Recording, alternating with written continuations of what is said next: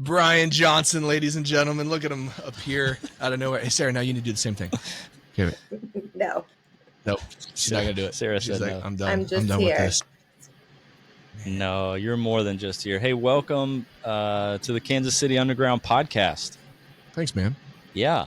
So we are in a series within a series, as we do. We've been exploring these 15 observations in urban disciple-making movements. And today we are beginning to go deeper in this last observation we did last week, which was ongoing coaching, just to put it very succinctly. So in the past, as we've introduced one of these 15 observations, we've usually done 2 or maybe 3 episodes. This one, we're going to do 5. Woo. Because that's how important we believe coaching is. Yeah. So, and that's how important we believe Sara Jackaway is as well. That's right. That's why we started with Sara. That's right.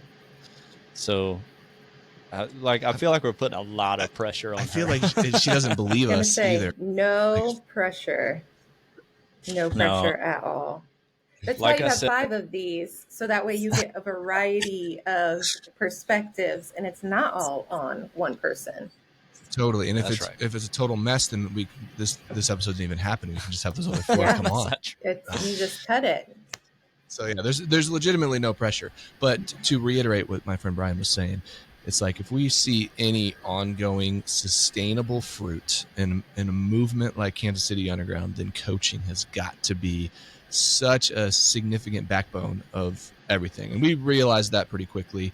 We also realized that the variety of ways that we coach. Right. You know, and so it's like there's a lot of what I sit in is we call it startup coaching, but it's like the getting people going early on phase, finding people, helping them see their missional context, helping them walk early on, and just some simple rhythms of prayer and mission living and finding persons of peace and discovery Bible study.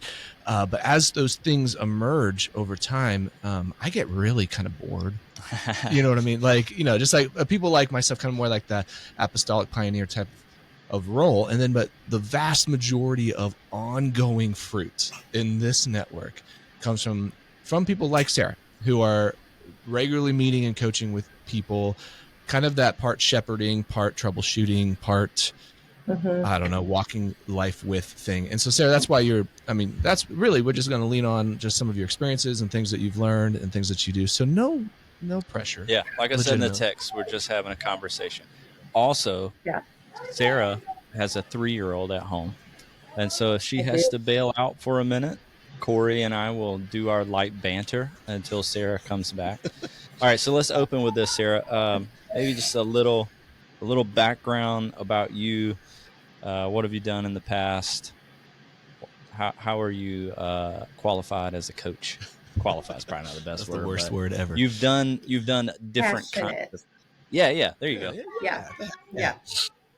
Yeah. So I first kind of started more interest in this world through counseling.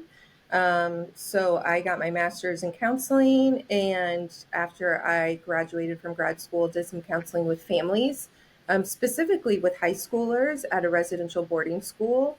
But in that setting, just really realized like how much like the whole family unit has to be involved in creating those healthy spaces. And so that was really just like my passion, is how can I help and care for people, and helping them become fully alive in Jesus and what Jesus has called them to, and their purpose, and in their passions in life. And sometimes that's going backwards into their past and their history to help them move forward in their present. And so that's really what I focused on in counseling. And then my husband and I started a church campus back in 2013. And in that setting, I led our guest services team. I also led a small group, but I was specifically over our guest services. And so there's this part of me that just always really cared about how are people being cared for, from those kind of earliest first interaction settings to more deeper, meaningful relational connections. And then during that time, I also joined a church planting organization, and helped walk with leaders who are considering starting churches, through a discovery process, assessment process.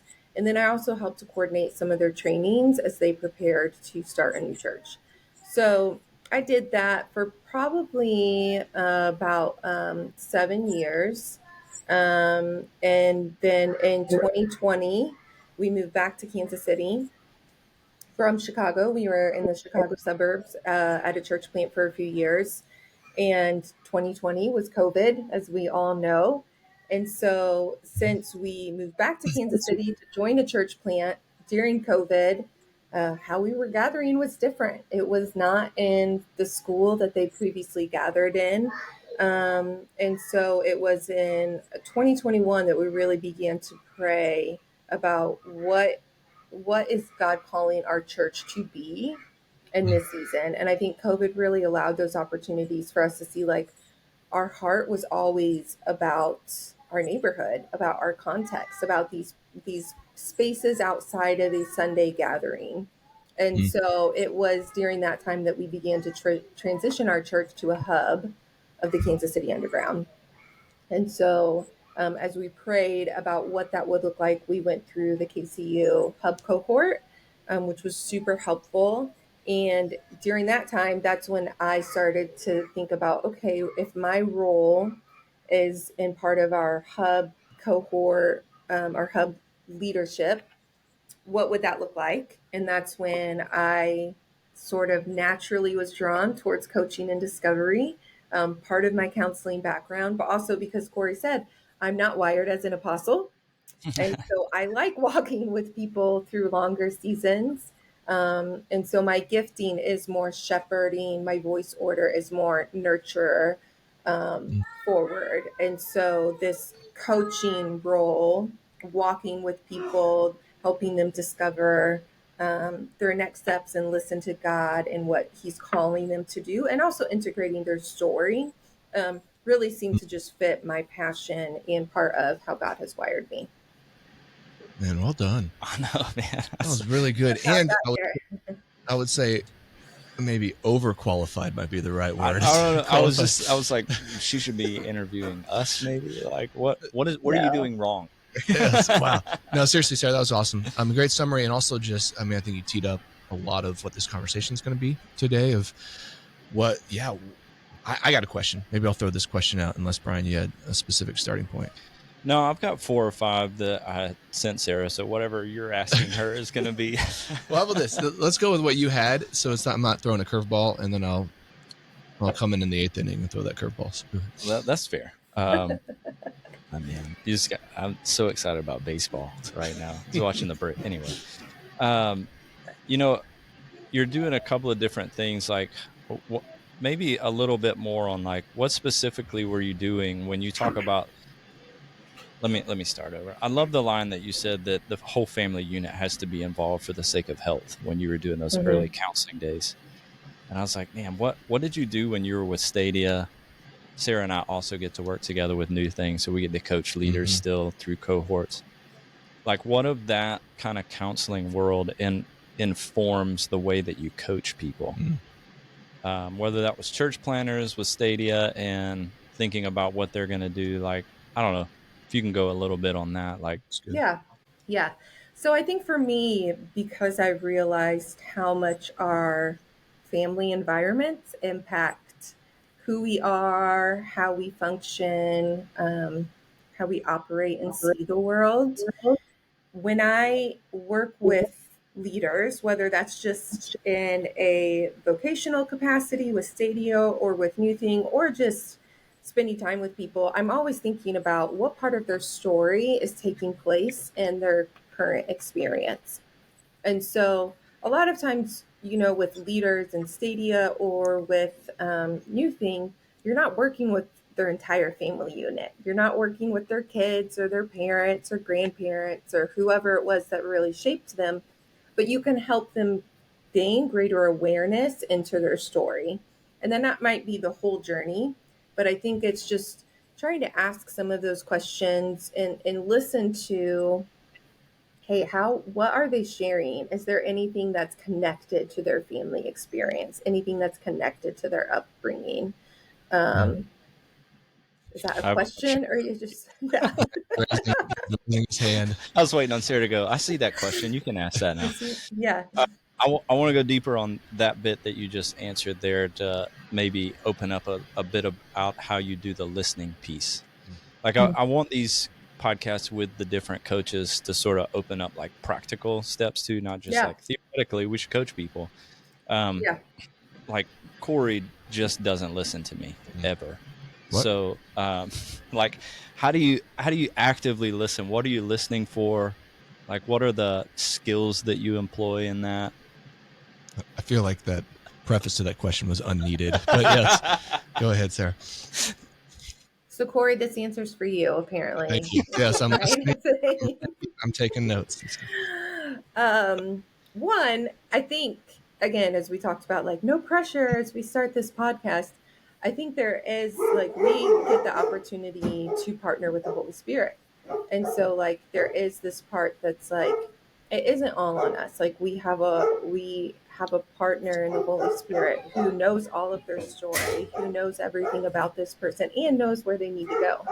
And we don't always know where they need to go, right? So like it's not this piece of, oh, I'm listening so I can get them to this place because this is what I think. Like there is this huge dependency on the Holy Spirit to try and discern things that we can't just in our own strength.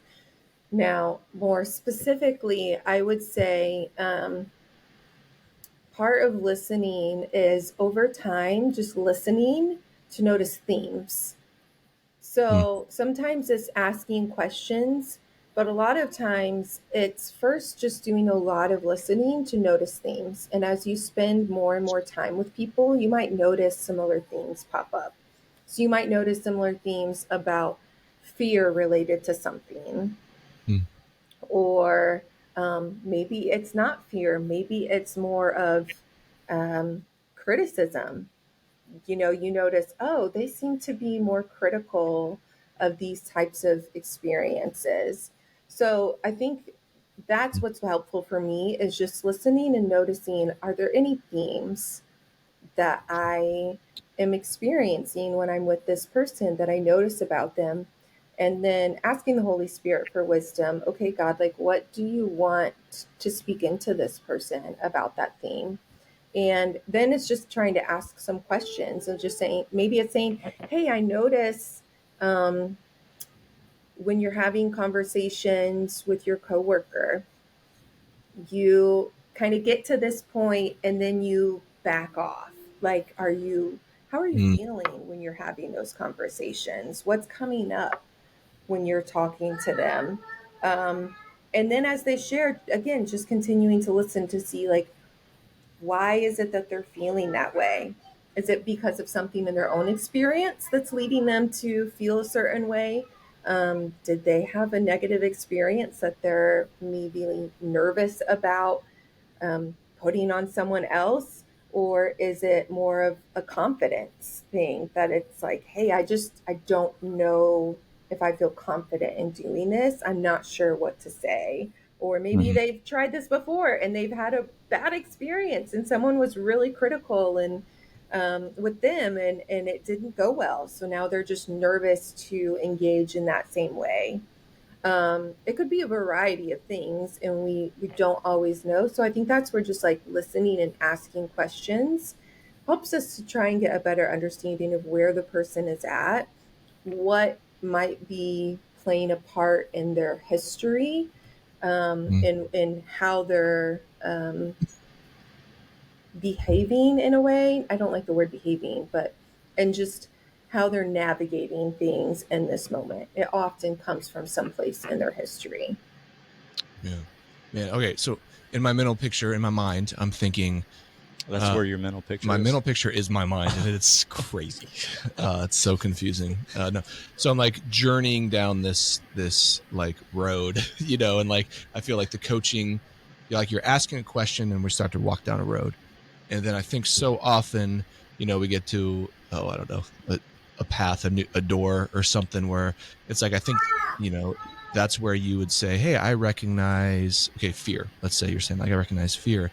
I think maybe the assumption with a lot of people is, okay, now I will immediately give you the answers of how to not be fearful, or this is what to do to sidestep fear, or whatever it is. Like, that's probably my default.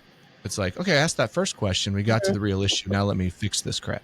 And it seems like what you're saying is good coaching would be, you get to that door, and the way to unearth more of that, to open that door, is to ask another question.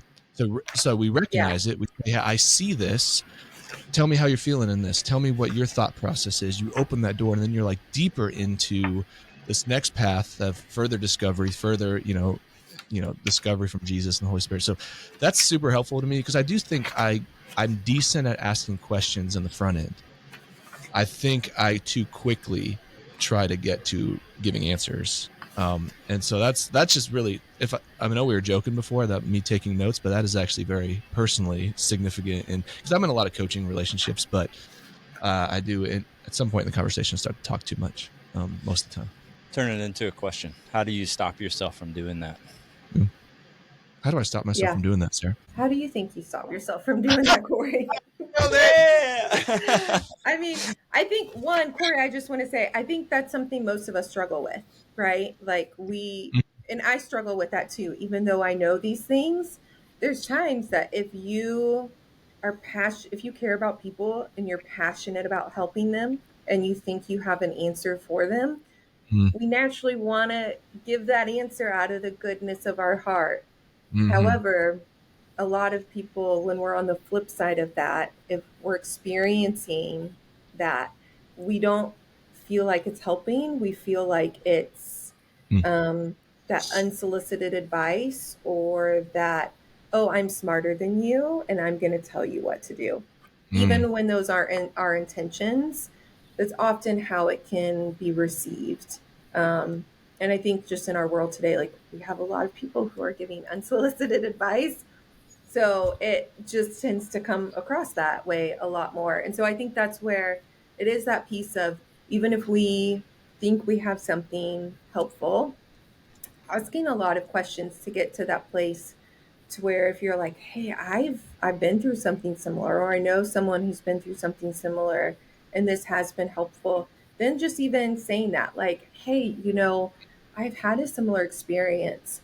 Would it be okay to share part of my story? And you're Mm-hmm. asking permission to share something that you have, rather than um, just giving it in a way that's like, hey, this is helpful for you, you need to take it. You're giving them permission to kind of give more of that wisdom or Mm-hmm. advice. That's good. Yeah, I was going to do a follow-up question, and then you answered it, which was like, can you ever do that? Can you teach? Can you,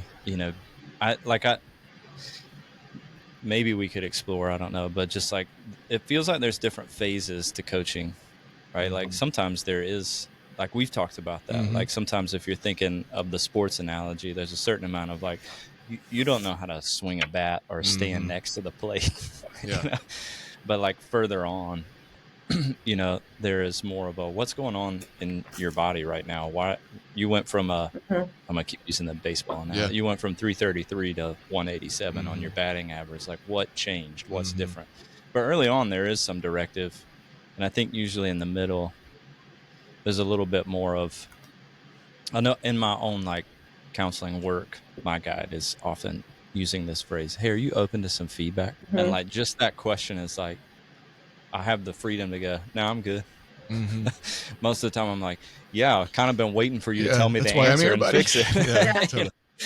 totally. But just like there is a place for empathy, to be able, like when I'm sharing that story, I'm trying to empathize and give you something that I think is resonating with that problem. So I do think it is helpful. I don't know, any other maybe feedback of something that sparked for you? Yeah, I think, and again, this is where like the relationship is so important.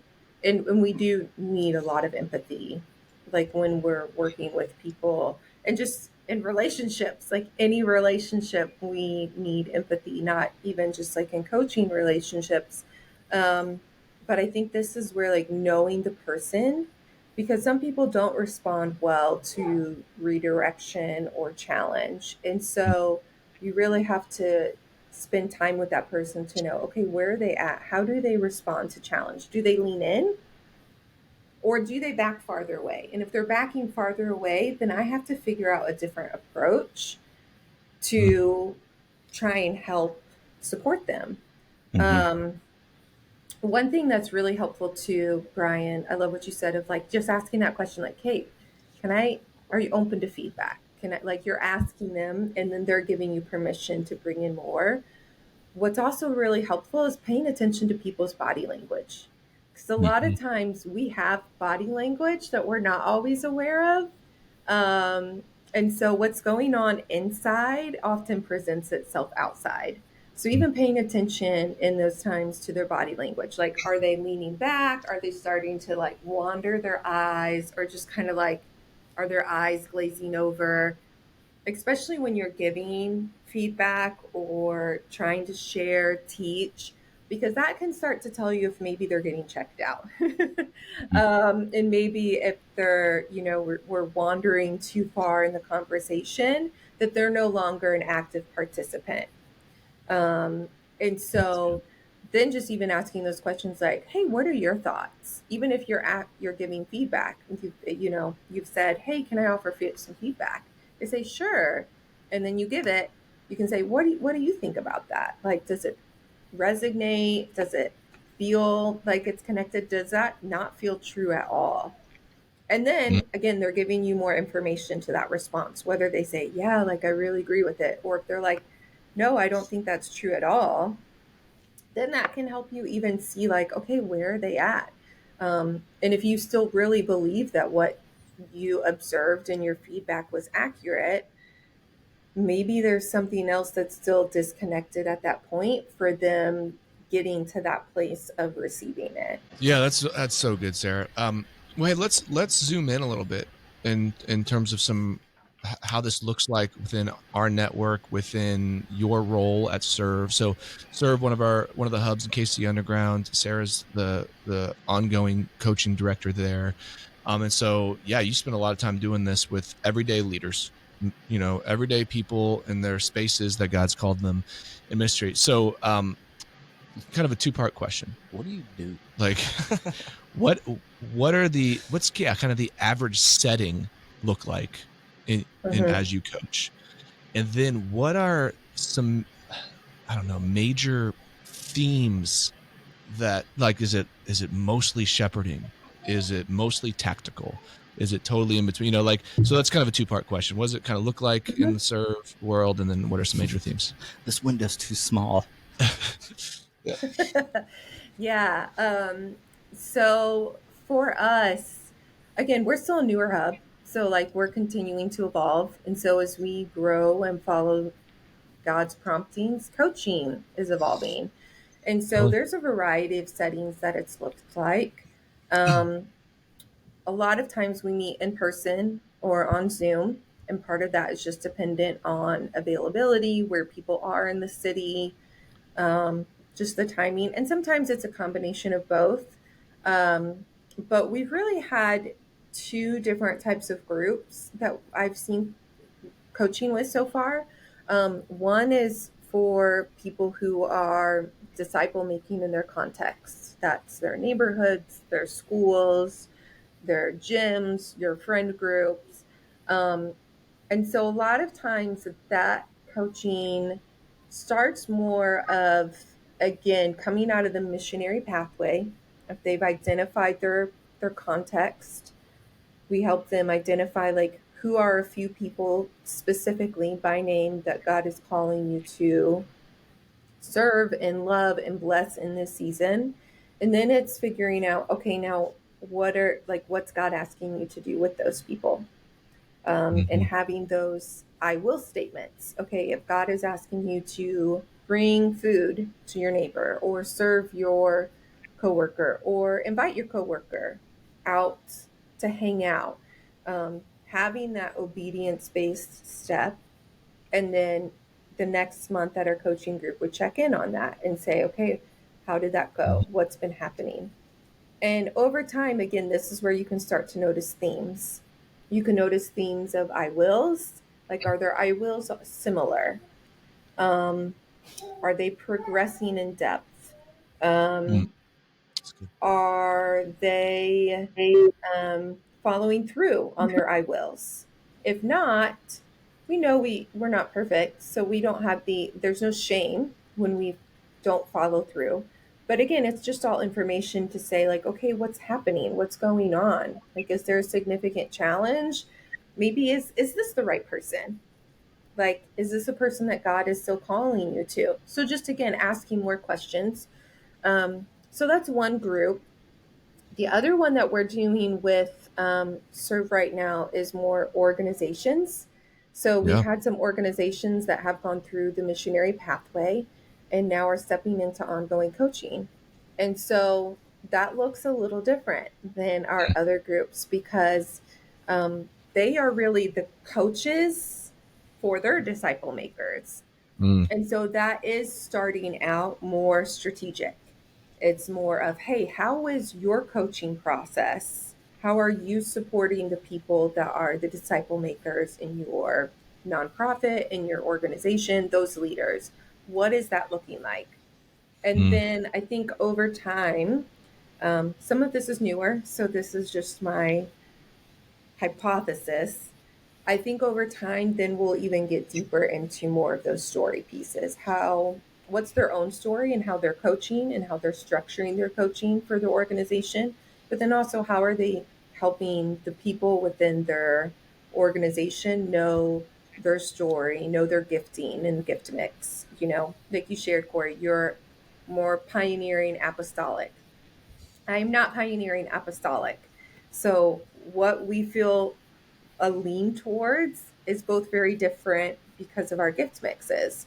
And so, how do they help people know their gift mix Mm-hmm. yeah. and know what that looks like then within their ministry? And then also just help them be empowered to live the life that God has called them to live, right? Because we know it's not fun when you're in some sort of volunteer role or any sort of role that doesn't really align with who God has created you to be. And so, how can they really steward the people that are volunteering or serving with them in a way that honors their gifting and their calling?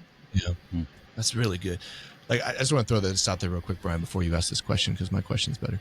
No, it's just watching the serve hubs kind of roll within the city. It's been interesting to see that you guys, uh, that's kind of this thing that you guys have started doing really well is you're finding these other. I used to use that analogy I stole from my friend Phil, is like we're kind of like ticks on a dog. Could you just say Nope. learned from? I learned and then stole and then claimed it as my own. Yeah. Is that wrong?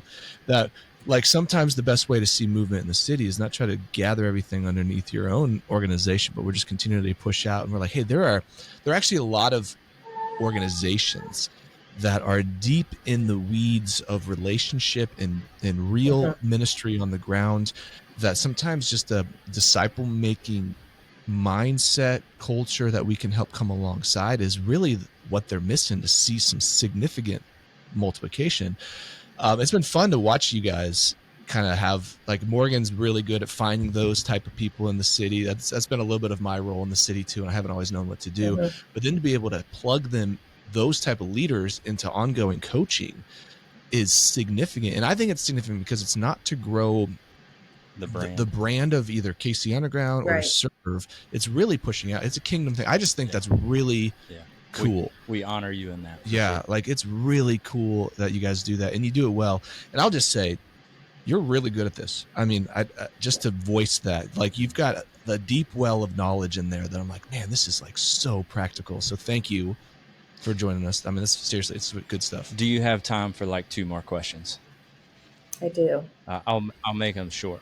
You are gifted in a shepherding way, but you're also gifted in a prophetic way. So Mm. this will be just a question to invite. Like, how does the prophetic, um, like that component of your gifting, enter into coaching? If you want to answer that one, you can also go, nah, pass. But Yeah. I think I'm still learning more of like the prophetic piece, because I think for me, like it's, so my husband, he has a prophetic gift mix, and his is different, I think, than how I'm wired, because he's not wired as a shepherd first, and I am. And so I think for me, it's more about like individual people, and helping individual people, or like smaller groups of people. And so um, I think part of it is just growing in dependency on the Holy Spirit to learn, like, okay, what is God inviting this person to do?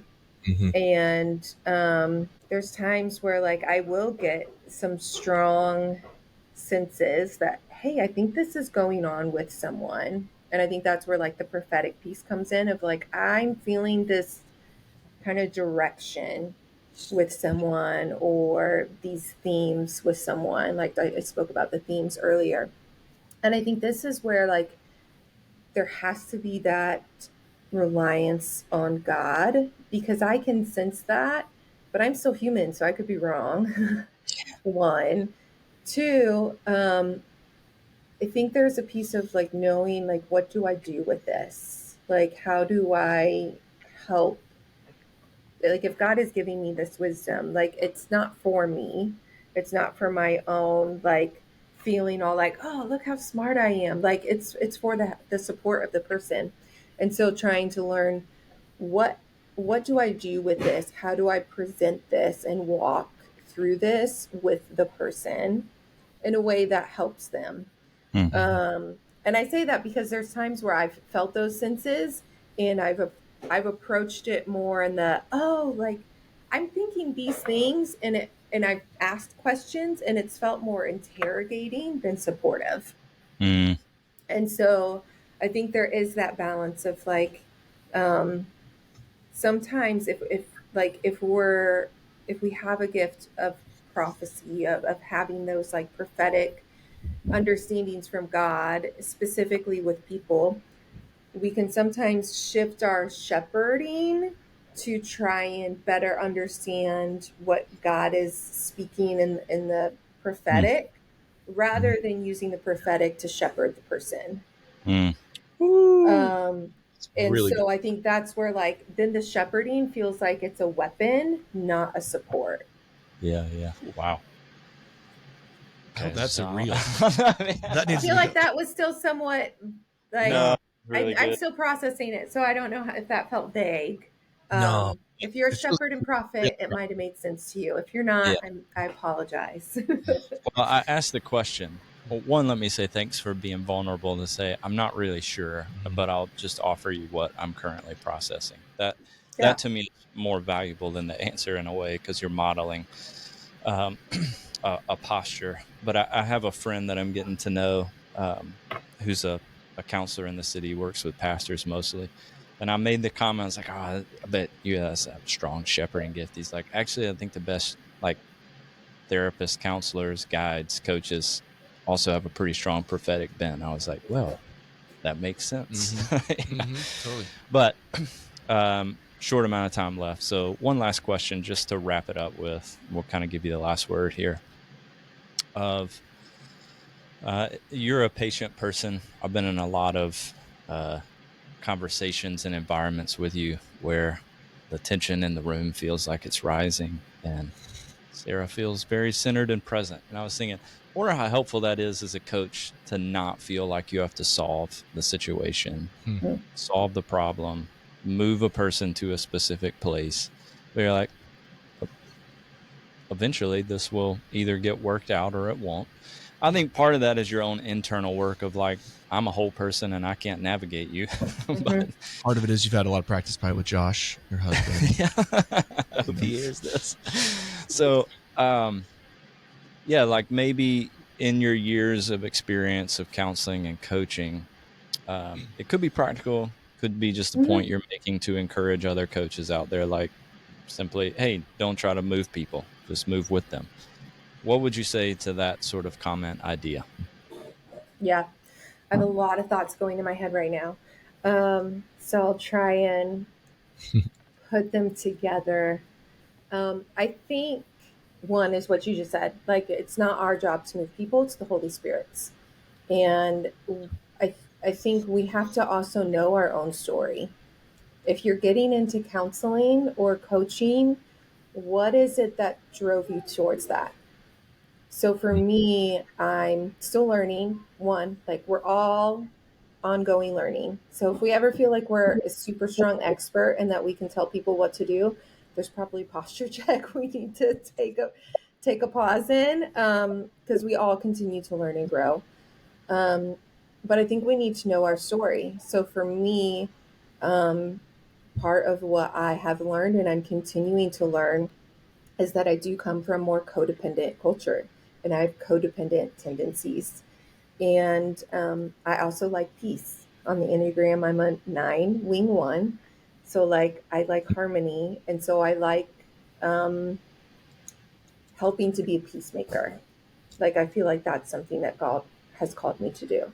And so I also have to realize in those spaces where there are tensions rising or there's like things that need to be fixed, am I starting to move towards, like, am I wanting to fix it out of my own codependency? That's not really for them, but it's more about me and like how I'm feeling in that moment.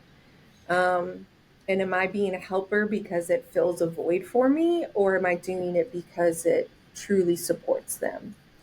And so I think, one, I've done some work. There's always more work to do, but like, I've done work to learn better coping strategies to where like I can stay more calm and can stay grounded. And I figure out like, what are my triggers? What are the things that push me towards unhealthy patterns?